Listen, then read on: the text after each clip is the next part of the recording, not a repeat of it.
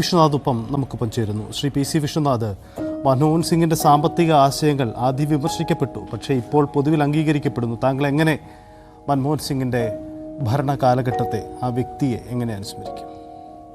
തീർച്ചയായും ഇന്ത്യക്ക് ഒരിക്കലും മറക്കാൻ കഴിയാത്ത ഒരു ഭരണാധികാരിയാണ്. കാരണം ഇന്ത്യയുടെ സ്വർണ്ണ നാണയ ശേഖരം ലണ്ടനിൽ പണയത്തിലായ ഒരു പ്രതിസന്ധി കാലത്താണ് 91-ൽ അദ്ദേഹം ഇന്ത്യയുടെ ധനകാര്യമന്ത്രിയായി ചുമതലയേറ്റെടുക്കുന്നത്.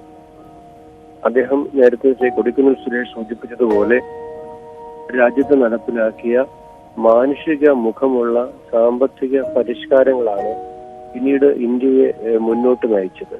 ഇന്ത്യ ലോകത്തിന്റെ ഏറ്റവും വലിയ സാമ്പത്തിക ശക്തികളിൽ ഒന്നായി. ഒരു കാലത്ത് നൂറ്റാണ്ടുകൾ നമ്മളെ അടിമത്തത്തിൽ വെച്ച ബ്രിട്ടനെ പോലും മറികടന്ന് മുന്നിലേക്ക് പോകുന്ന സാമ്പത്തിക ശക്തിയായി ഇന്ത്യ മാറിയതിന്റെ പിന്നിൽ 91-ലെ ധനകാര്യമന്ത്രിയായിരുന്ന മൻമോഹൻ സിംഗിന്റെ സംഭാവനകളെ നമുക്ക് വിസ്മരിക്കാൻ കഴിയില്ല.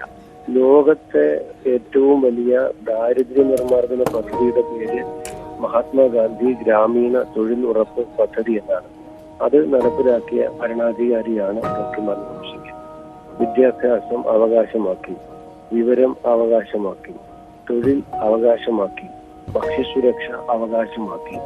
ഇങ്ങനെ പാർലമെന്റിൽ കൊണ്ടുവന്ന നിർണായക നിയമനിർമ്മാണങ്ങളിൽ കൂടി ഈ വിദ്യാഭ്യാസ അവകാശ നിയമം, വിവരാവകാശ നിയമം, വനാവകാശ നിയമം, ആദിവാസികളുടെ അവകാശ നിയമം, അസംഘടിത തൊഴിലാളികളുടെ അവകാശ നിയമം, പിന്നെ ഗാർഹിക പീഡന നിരോധന നിയമം, ഇങ്ങനെയുള്ള നിയമനിർമ്മാണങ്ങളെല്ലാം ഇന്ത്യയുടെ പാർലമെന്റിൽ കൊണ്ടുവന്ന് അത് ഈ രാജ്യത്ത് നടപ്പിലാക്കിയ ഭരണാധികാരി കൂടിയായിരുന്നു ഡോക്ടർ മൻമോഹൻ സിംഗ്.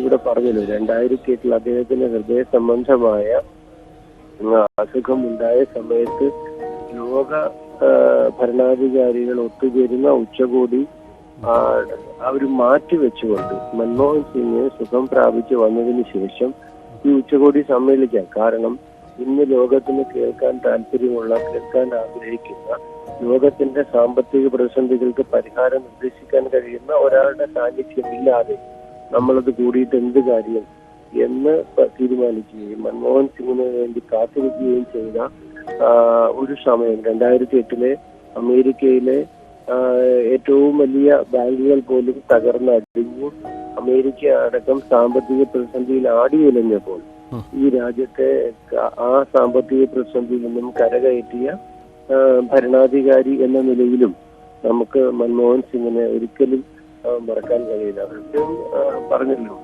ലോകത്തെ എത്ര സർവകലാശാലയാണ് അദ്ദേഹത്തിന് ഡോക്ടറേറ്റ് നൽകിയത്. ഡോക്ടറേറ്റ് നൽകുന്ന സർവകലാശാലകളുടെ അവർക്ക് അദ്ദേഹത്തിന് നൽകുന്നത് വഴി അവരുടെ അംഗീകാരം വർദ്ധിക്കുകയാണ്. ഇദ്ദേഹത്തിന് അറിയുന്നില്ല.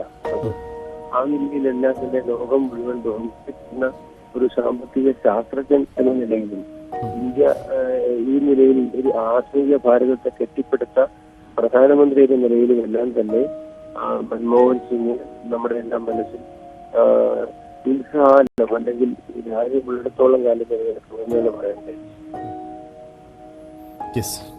പി സി വിശ്വനാഥാണ് അദ്ദേഹത്തെ അനുസ്മരിച്ചത്. കെ എസ് ശബരിനാഥ് കൂടി നമുക്കൊപ്പം ചേരുന്നു. Shri K S Sabarinath,